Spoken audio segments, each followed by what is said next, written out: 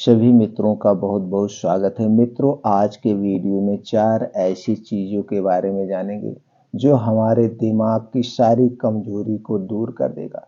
दिमाग की कमजोरी को दूर करने के साथ साथ हमारे शरीर को शक्ति भी प्रदान करेगा, हमारी इम्यूनिटी को स्ट्रांग करेगा।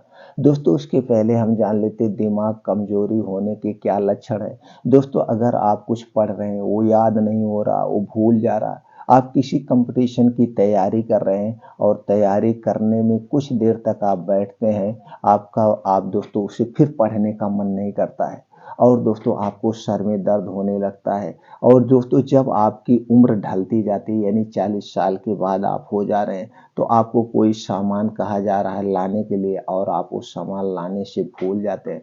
तो दोस्तों, ऐसे छोटी मोटी दिमाग से संबंधित बहुत समस्याएं उत्पन्न हो जाती हैं। दोस्तों, हमारा दिमाग जब स्ट्रांग रहता है, दिमाग की नसें मजबूत रहती हैं, तो हम कुछ भूलते नहीं और दिमाग से होने वाली जो बीमारियां हैं, उन बीमारियों से दूर रहेंगे। तो दोस्तों, इसलिए इस वीडियो को अंत तक देखिएगा और जो 4 चीज़ें आपसे शेयर करेंगे, ये आपके दिमाग को कंप्यूटर से भी ज़्यादा तेज बना देंगी।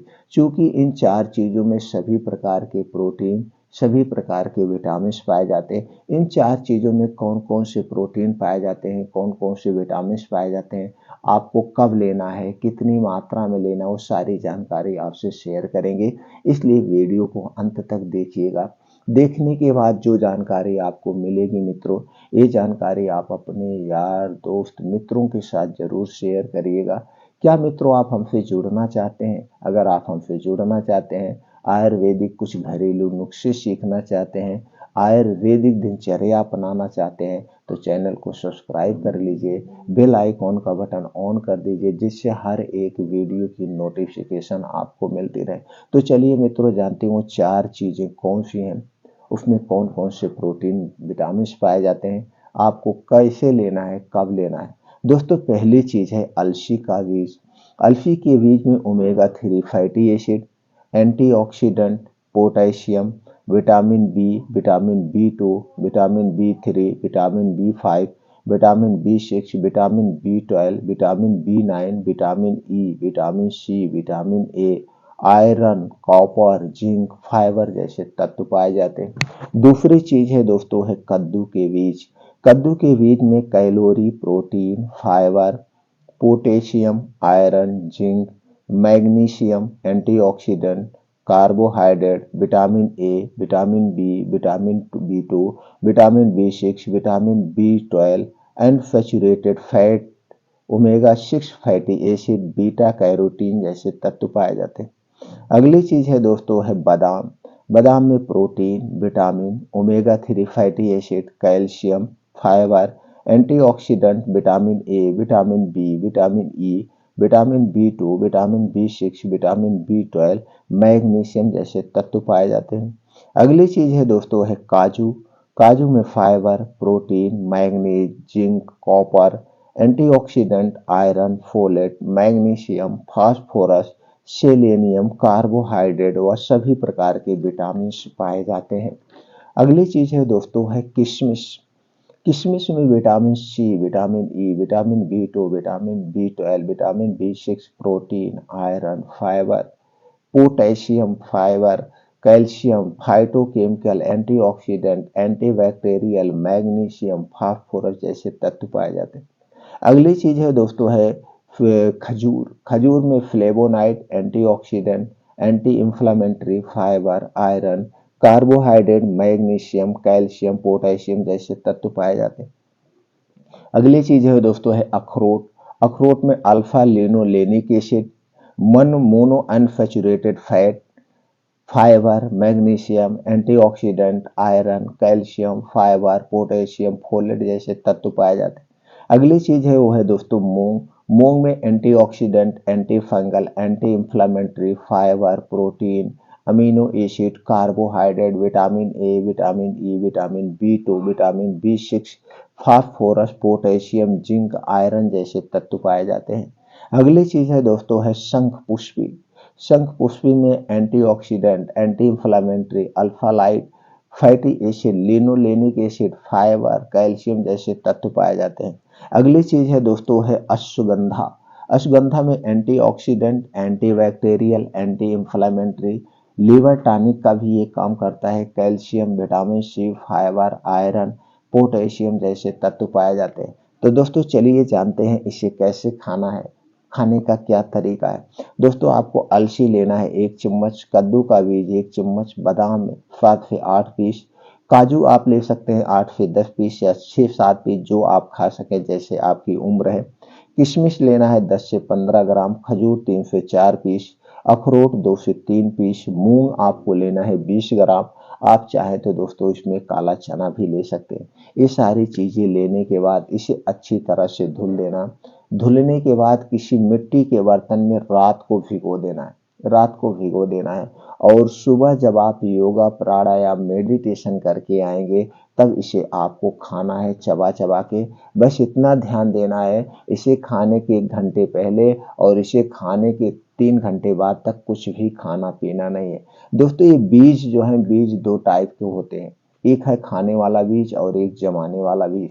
तो आपको जमाने वाला बीज नहीं लेना है, आपको खाने वाला बीज लेना है, इस बात का ध्यान रखेंगे। और दोस्तों बादाम खरीदते समय एक सावधानी बरतना है। बादाम 2 टाइप की आती है, एक खट्टी बादाम और एक मीठी बादाम। आपको खट्टी बादाम नहीं लेना है। खट्टी बादाम में साइनाइड टाइप का पॉइजन पाया जाता है जो स्वास्थ्य के लिए हानिकारक। आप जब भी बादाम खरीदना, मीठी बादाम आपको लेना है। अब आपको दोपहर में एक और उपाय करना है। दोपहर में दोस्तों दही, आप दही जानते हैं दोस्तों हमारे स्वास्थ्य के लिए बहुत ही फायदेमंद है। ये हमारे पाचन तंत्र को स्ट्रांग बनाता है और इसमें कैल्शियम जैसे तत्व पाए जाते हैं जो हमारे शरीर की हड्डियों को मजबूत बनाते हैं। और यह दोस्तों दिमाग को तेज करता है। दही के साथ आपको लेना है चूना। चूना दोस्तों हमारे दिमाग को कंप्यूटर से भी ज़्यादा तेज बनाता है और हमारे शरीर का विकास करता है। वही चूना जो पान में खाया जाता है। कैसे लेना है दोस्तों, आपको लेना है 1 कटोरी दही। दही आपके घर की होगी, पैकेट की दही नहीं चाहिए।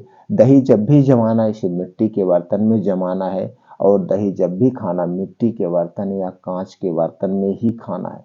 तो 1 कटोरी घर की दही है, अब उसी में मिलाना है आपको चूना 1 ग्राम। दोस्तों अब आप चूना 1 ग्राम कैसे वजन करेंगे, घबराने की बात नहीं है। आप एक गेहूं के बराबर ले लीजिए, गेहूं के बराबर चूना 1 ग्राम हो गया और इसी दही में मिला करके आपको रोज दोपहर में खाना है। कब खाना है, रोज दोपहर में आपको लेना है। एक बार बस 24 घंटे में एक ही बार खाइए। दही खाने के 1 घंटे पहले कुछ नहीं खाना पीना है और दही खाने के 2 घंटे बाद तक आपको कुछ नहीं खाना पीना है, इस बात को ध्यान रखें। दोस्तों दही किसे नहीं खाना है, जिसे पथरी की शिकायत है, जिसे पथरी की शिकायत है उसे दही नहीं खाना है, इस बात को आप ध्यान देंगे। अब दोस्तों ये हो गया रोज दोपहर में आपको लेना है। अब रात में एक प्रक्रिया करना है, रात में जो आपके शरीर को शक्तिशाली बना देगा वो क्या है दोस्तों, आपको लेना है जूस। आपको लेना है गाजर 200 ग्राम।